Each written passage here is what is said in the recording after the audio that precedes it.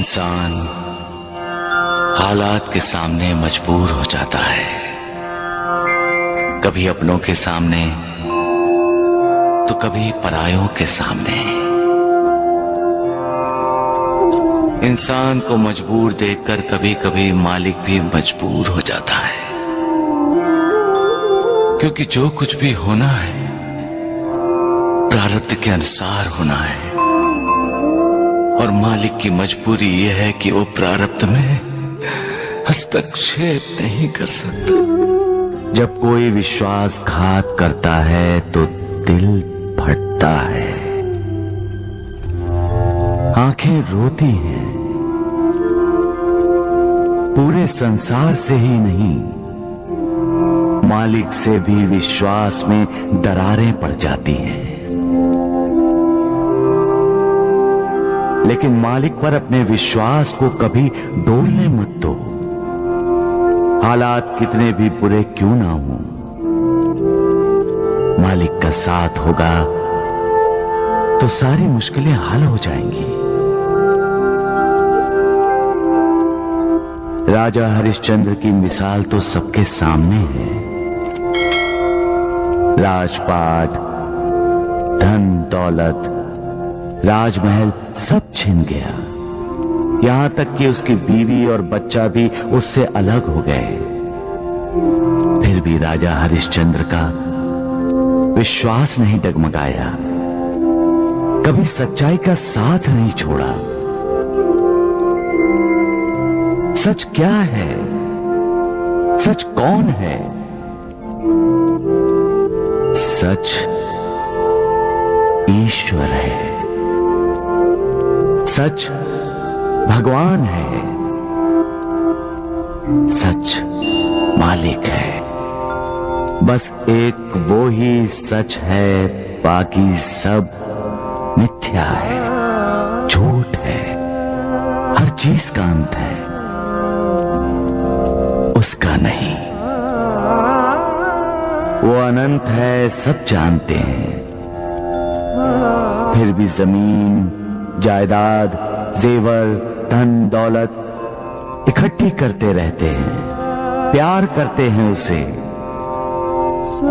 हालांकि सब जानते हैं पैसा इंसान को लालची बनाता है, स्वार्थी बनाता है। फिर भी पैसा पाने के लिए इंसान विश्वासघात जैसा पाप करता है।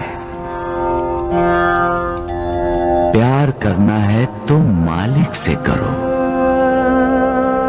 वो प्यार करो जिससे श्रद्धा जागे, वो प्यार करो जिससे विश्वास पैदा हो,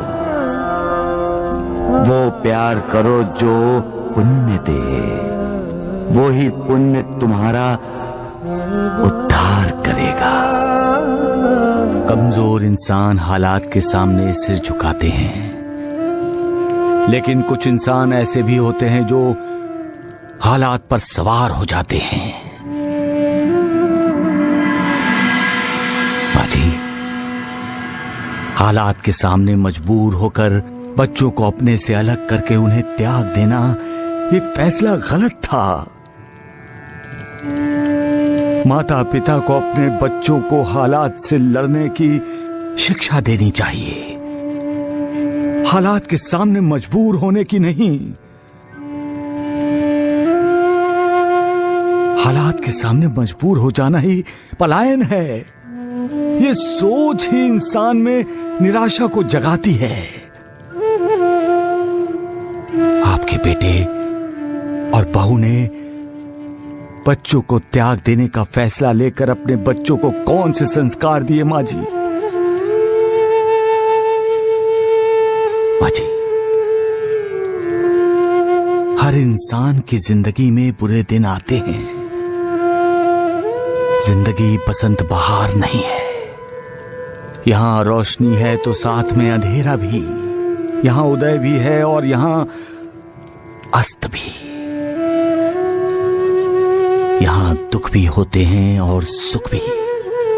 यहां कुदरती सूखा पड़ता है तो सूखी भावनाओं का भी पड़ता है अकाल। माँ जी, अकाल पड़ना एक कुदरती व्यवस्था है जो इन सब का सामना करता है, मालिक उसका साथ देता है।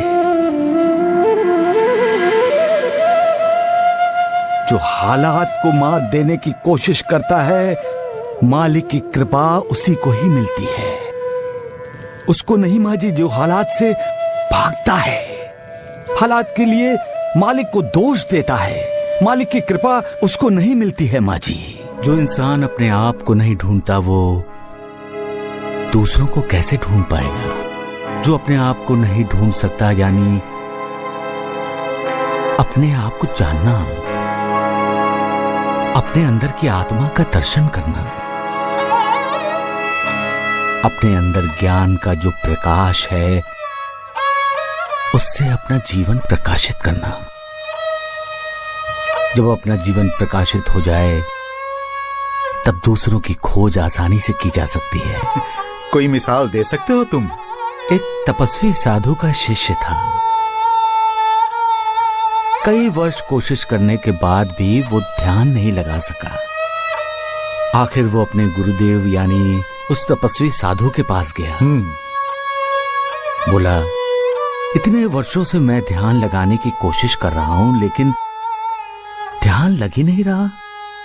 तो फिर तपस्वी साधु ने क्या कहा? साधु ने कहा, तुम इस देश के राजा के पास जाओ, ध्यान कैसे लगाया जाता है वो तुम्हें शिक्षा देंगे। एक राजा? हाँ गुरुदेव। वो राजा के पास गया और जाकर उसने देखा कि राजा तो मदिरा और मदिराक्ष में डूबा हुआ है। हाँ गुरुदेव, ऐसा ही हुआ। नर्तकी का नृत्य देखने वाले राजा को देखकर शिष्य लौटने लगा। तो राजा ने उसे रोका और जब उसे ये पता चला कि शिष्य को साधु ने भेजा है तो उसने शिष्य को कहा कि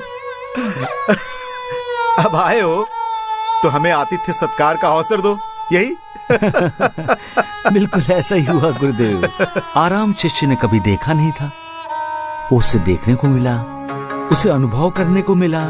और रात के भोजन के बाद जब उसे भव्य और ऐश्वर्य संपन्न शयन कक्ष में सोने को मिला तो वो जी भर के सोया होगा, और क्या? नहीं गुरुदेव, शिष्य एक पल के लिए भी नहीं सो सका। क्यों? क्यों नहीं सो सका? क्योंकि जिस पलंग पर वो लेटा था उसके ऊपर एक बहुत नाजुक धागे से एक तलवार लटक रही थी।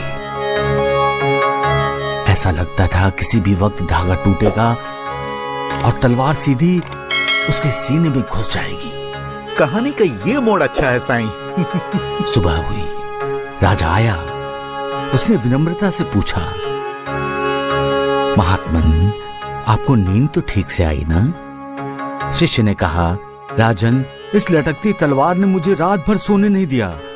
सोना चाहता था, नींद भी आ रही थी, लेकिन बार बार लटकती तलवार याद करके आंखें अपने आप खुल जाती थी। तब राजा ने क्या कहा? राजा ने कहा, मान्यवर, ध्यान ऐसे ही किया जाता है। ध्यान करने के लिए आंखें बंद करके पद्मासन लगाकर बैठना ही आवश्यक नहीं है। ध्यान का अर्थ ही है सोते, जागते, उठते, बैठते, हर पल, हर समय उस परम ब्रह्म परमात्मा का स्मरण करना। बढ़िया, बहुत बढ़िया साईं, बहुत बढ़िया कहानी सुनाई तुमने, वाह। गुरुदेव, जब हम ध्यान लगाते हैं तब हमें हमारे अंदर की आत्मा के दिव्य दर्शन होते हैं और आत्मा के दिव्य प्रकाश में ही हमें उस निर्विकार के दर्शन हो जाते हैं। इसलिए कहते हैं कि पहले अपने आप को खोजो। सबका मालिक